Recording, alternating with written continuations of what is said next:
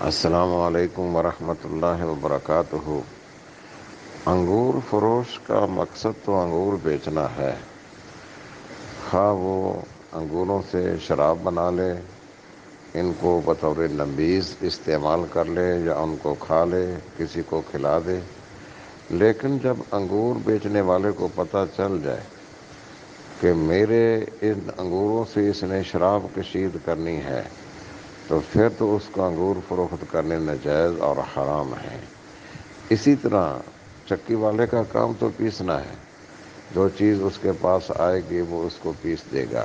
لیکن اگر اس کو پتہ چل جائے یہ پھلیاں پسوا کر اس بقول کے چھلکے میں ملاوٹ کرے گا، تو پھر اس کا حکم بدل جائے گا۔ پھر یہ نہیں ہوگا کہ اس کو ہم جواز کا فتویٰ دے دیں کہ اس نے تو کام پیسنے کا کرنا ہے، وہ کر دیتا ہے، کہ آگے غلط استعمال کرتا ہے، صحیح استعمال کرتا ہے، یہ اس کی ثوابدید پر ہے۔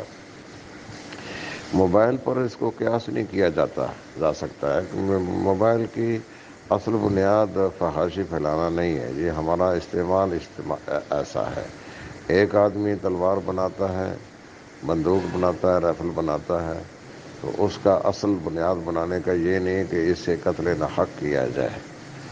تو اگر کوئی اس کو ناجائز استعمال کرتا تو یہ اس پر گناہ ہوگا، اس کو ناجائز استعمال کرنے والے پر۔